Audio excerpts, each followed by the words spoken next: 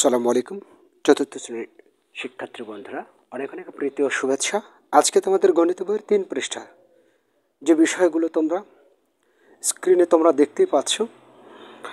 তো এই 3 পৃষ্ঠা থেকে তোমাদের স্থানীয় মান শেখাবো এবং এতদিন হয়তো যেভাবে শিখোনি, আমার বিশ্বাস একেবারে ব্যতিক্রম নিয়মে স্থানীয় মান নির্ণয় করা শিখবে।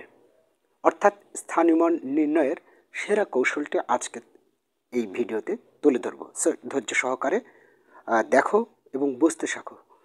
বিলিভ ইট অর নট, অবশ্যই সেরা কৌশলটাই হবে তোমাদের জীবনে আজকের এই নিয়মটি।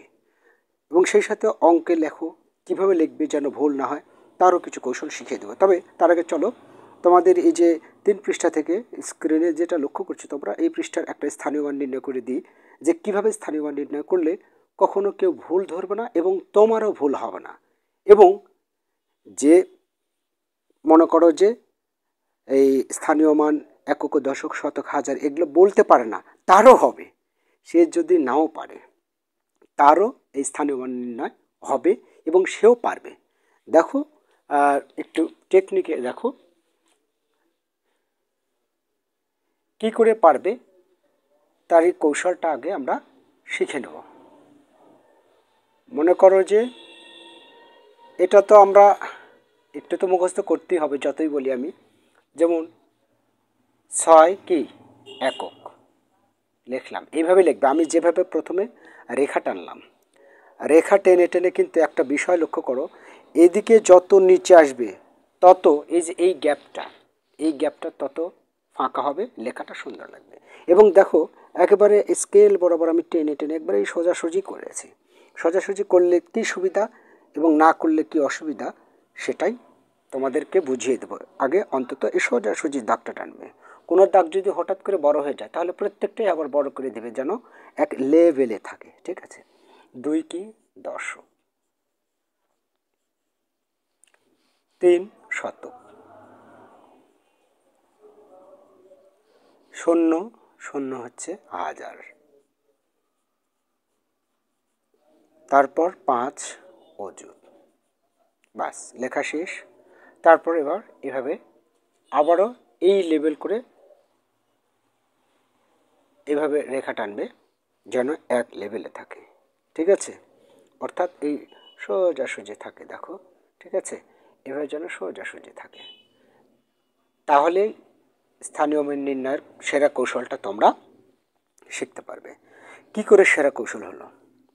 এখানে কত আছে? 5 আছে, 5টা লিখে দিলাম। আমি কিন্তু নিচে থেকে যাব এবং তোমরা এটাই করবে। কেন করবে তার উপকারটা কি সেটা আমি অবশ্যই বুঝিয়ে দেব। এখানে কত আছে? 5 আছে, 5 লিখলে এবার 5-এর পরে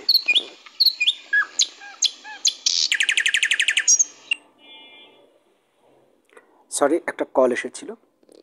এবং 5-এর পরে এখানে কয়টা শূন্য? এখানে 5 আছে না? আমি 5 লিখেছি, এখানে 5 দেখেই 5 লিখেছি। কি আছে সেটা বড় কথা না, তাই না? এখানে আমি দেখিনি, এখানে 5 আছে তাই 5 দেখেছি। এবার একটু এদিকে তাকাবো। 5-এর পরে কয়টা সংখ্যা? 1 2 3 4, 4টে অঙ্ক আছে। 1 2 3 4, 4টে অঙ্ক দেবো এবং শূন্যটাগুলো দেবো, 4টে শূন্য দেবো। 4টে অঙ্ক আছে তাই 4টে শূন্য দেবো। শূন্যটা দেবো একটু সুন্দর করে, একটু গ্যাপ গ্যাপ রেখে, যেন এই সোজাসুজি অঙ্কগুলো তোলা যায়, এই কারণে। আচ্ছা, তারপর কত আছে? শূন্য। তারপর শূন্য না দিয়ে এখানে অন্য একটি সংখ্যা দিই, পরবর্তীতে শূন্য দিয়ে বোঝাই। মনে করো এখানে দিলাম 4, এখানে 4 দিই, তাহলে একটু বোঝাতে সুবিধা হবে এবং কৌশলটা অন্তত আগে শেখানো, তারপর শূন্য দিয়ে বোঝাচ্ছি। মনে করো 4 দিলাম। তাহলে পরের বার কী করবে? এই প্রত্যেকবারই এখানে এক ঘর বাদ দিয়ে লিখে যাবে। এখানে যা আছে তাই, আর ওদিকে তাকানোর কোনো প্রয়োজন নেই, এদিকে কোনো প্রয়োজন নেই যদি তুমি এটা বুঝে থাকো। ঠিক আছে? যদি তুমি এটা বুঝে থাকো, অর্থাৎ এই যে এগুলো লিখে থাকো, তাহলে এদিকে আর তাকানোর প্রয়োজন নেই। শুধু প্রথমটাই একটু নজর দিতে হবে, ভালোভাবে লক্ষ্য করতে হবে। শুধু প্রথমটা নজর দিতে হবে যে এখানে প্রথম সংখ্যা কি আর তারপরে কয়টা অঙ্ক আছে, সেই কয়েকটা শূন্য বসায় দিলাম। তারপর কি করবে? এই ঘর বাদ দিয়ে 4 এখানে লিখে যাবে। এই 4 এখানে আছে, এক ঘর বাদ দিয়ে তার উপরে লিখবে, তাহলে বাকিটা শূন্য দিয়ে পূরণ করে দেবে। এই শূন্যের উপরে শূন্য, এই শূন্যের উপরে শূন্য। এইবার এখানে আছে 3, এই 3টা কি করব, এই 4 বাদ দিয়ে এই শূন্যের উপরে লিখবো, সবসময় শূন্যের উপরে লিখবে, এই শূন্যের উপরে লিখবো, ঠিক আছে। তাহলে এই শূন্যের উপরে 3 লিখে দিলাম, ঠিক আছে। এই শূন্যের উপরে 3 লিখলাম, তারপর বাকি দুটা শূন্য, যে একটা ফাঁকা থাকবে, গ্যাপ থাকবে বা অপূরণ থাকবে সেটা শূন্য দিয়ে পূরণ করব। এবারে 2 আছে এখানে, এই 2টা এই 3 বাদ দিয়ে এই এটার উপরে লিখব, বাস এখানে একটা শূন্য পড়ছে। আর 6 একক মানে একাই 100, সুতরাং এটা বাদ দিয়ে আবার এর উপরে 6। তাহলে কি হলো, সুবিধাটা হলো সব কিছু সারিবদ্ধভাবে হলো। এখন যদি তুমি এটাকে যোগও করতে বলে, স্থানীয় মান বের করো এবং তার যোগফল প্রমাণ দেখাও, তাহলে যোগ যদি করো, এই যে দেখো আবার লেভেলে 3 3 4 4 5 5, তাহলে কি চলে আসলো না এই জিনিসটাই। এই জন্যে এটা করার সুবিধা বেশি। তাহলে উপকারটা কি বুঝতে পারলে? এটাই হচ্ছে উপকারটা, স্থানীয় মান কিন্তু সহজ কৌশলে হয়ে গেল। এখন আমি এখানে দিয়েছিলাম শূন্য, তাহলে শূন্য থাকলে কি করবে, এই তো বিষয়, তাই না? সমস্যা নেই, যেহেতু শূন্য, একটা শূন্যর যত মূল্য হাজার হাজার শূন্য দিলে একই, আসলে শূন্যর কোনো তো মূল্য নেই, যার কারণে সবগুলো শূন্য যদি তুমি দাও তাতে কোনো সমস্যা নেই। এক ঘর বাদ দিয়ে পরের ঘর থেকে শূন্য শুরু করে তাতেও সমস্যা নেই, কিন্তু একটা শূন্যরও যে মূল্য, আবার হাজার হাজার শূন্যরও এই একই মূল্য, মানে সমান মূল্য, তাদের কোনো মূল্যই নেই। তাহলে সবগুলো মুছেও দিতে পারো তোমরা, তাহলে থাকলো একটা শূন্য, আর একটা শূন্য শেষে দেওয়াই ভালো, ঠিক আছে। এখন পরবর্তীতে তুমি মনে করতে পারো, যেহেতু একটা শূন্য আছে তাহলে এক ঘর বাদ দিলাম। আসলে মনে মনে হিসাব করতে হবে, প্রত্যেকবার একটি করে অঙ্ক গ্যাপ দিয়ে যাবো। তো পরের বার যখন এই অঙ্ক গ্যাপ গেল, তাহলে পরের বার এই অঙ্ক থেকে আসবে, পরের বার এখান থেকে আসবে, পরের বার এখান থেকে আসবে, তাই না? তাহলে বুঝতে পেরেছো বিষয়টি? আশা করি অবশ্যই বুঝতে পেরেছো। হ্যাঁ, স্থানীয় মান কীভাবে বের করবে। দেখো আমি যে বলেছিলাম, এখানে শুধু প্রথমটা হিসাব করবে, বাকিটার হিসাব করার প্রয়োজন নেই, এখানে যা আছে তাই লিখে দিবে, আর লিখে দিয়ে বাকিগুলো শূন্য দিয়ে পূরণ করবে। তবে মনে রাখবে একটার পর পর যাচ্ছে, তার মানে দেখো বিষয়টা কিভাবে একটা ত্রিভুজ হয়ে যাচ্ছে, তাই না? একটা সমকোণী ত্রিভুজ হয়ে যাচ্ছে, কি সুন্দর, একটার পর পর যাবে, কিন্তু এটা মনে রাখবে। প্রথমে এটা লিখে নেওয়ার পরে এক ঘর পরপর যাবে, এক ঘর পরপর, এক ঘর পরপর উপরে উঠবে, আর এখানে যে সংখ্যা আছে সেই সংখ্যাটা শুধু বসিয়ে দেবো, ঠিক আছে। যদি না বুঝে থাকো, যেহেতু ইউটিউব ক্লাস আর একটা বার দেখে নাও, তাহলে কিন্তু বিষয়টা আরও সহজ হবে। আর ইউটিউব ক্লাস বারবার না বুঝিয়ে একবার ভালো করে বুঝালাম, যদি না বুঝো আরেকবার তোমরা দেখে নেবে, ওকে। এবারে পরে অঙ্কে লেখো আছে, হ্যাঁ তোমরা স্ক্রিনে এটাও লক্ষ্য করছো, এই কয়েকটা একটু টেকনিকে শিখিয়ে দিই কীভাবে অঙ্ক লিখবে এবং ভুল হওয়ার সম্ভাবনা একেবারেই নাই। আচ্ছা, আমি যে কাজটি করে দেবো এই কাজটি আমি তুলে রাখলাম যাতে তোমাদের সুবিধা হয়।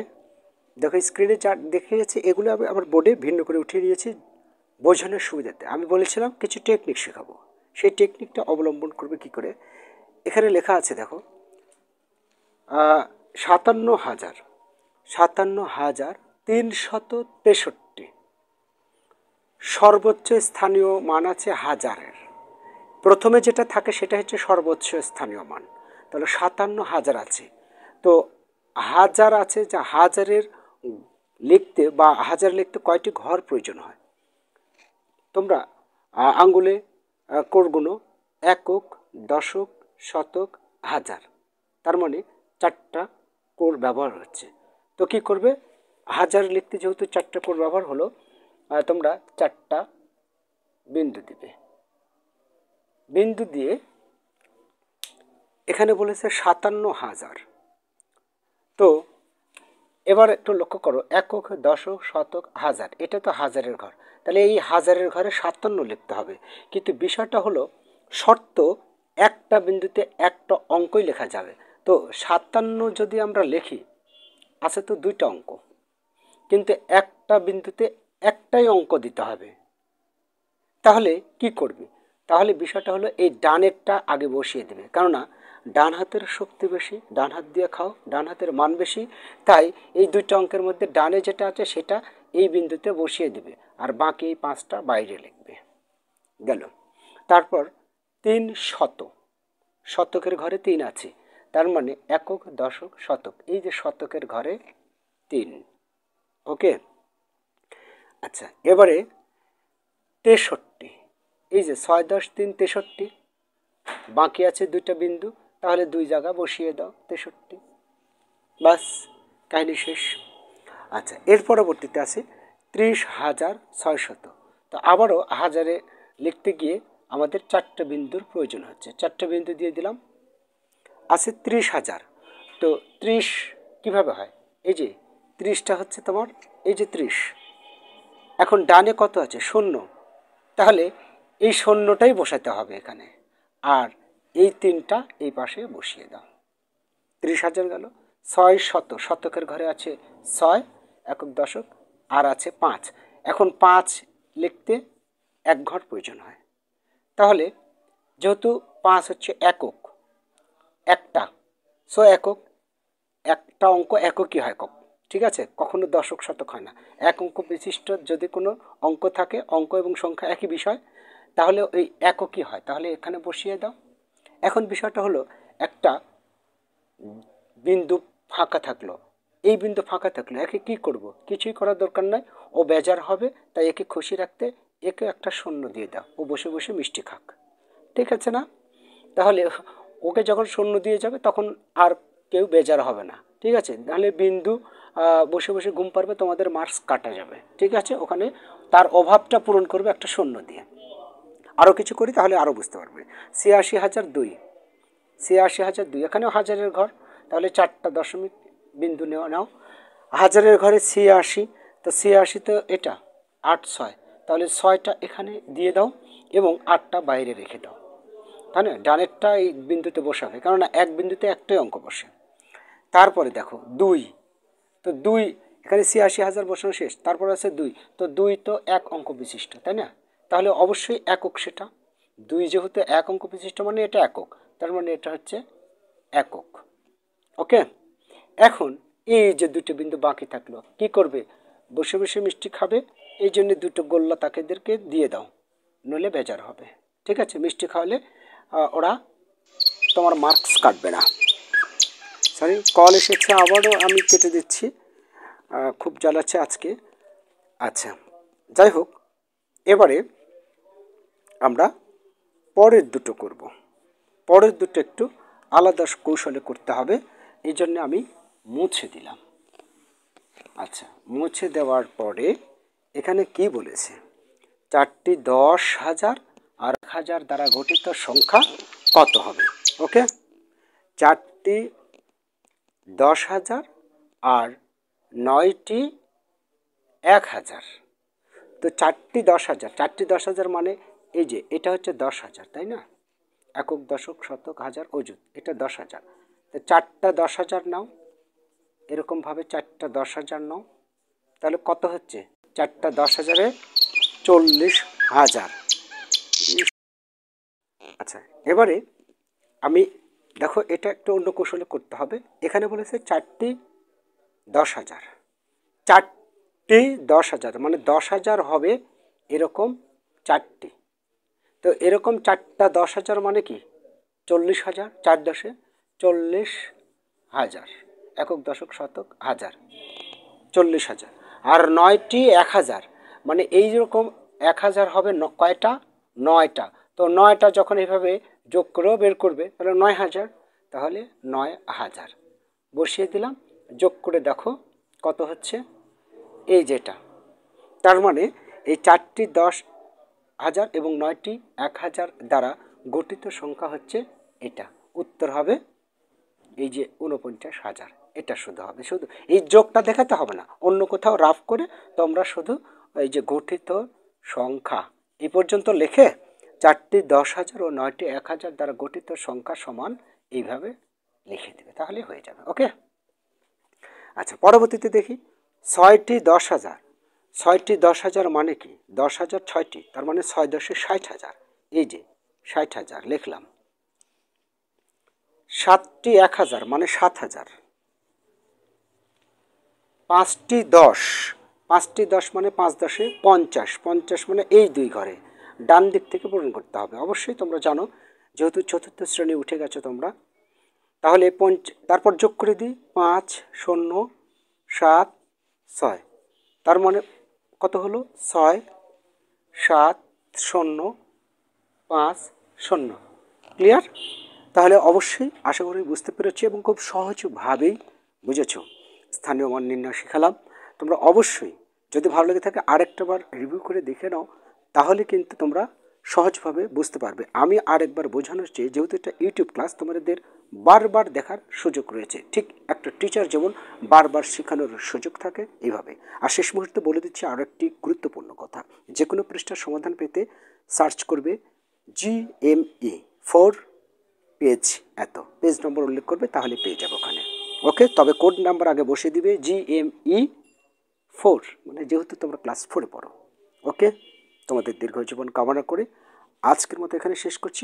আগামী দিনের শুভেচ্ছা জানিয়ে, দেখার আমন্ত্রণ জানিয়ে ভালো থেকো। আল্লাহ হাফেজ।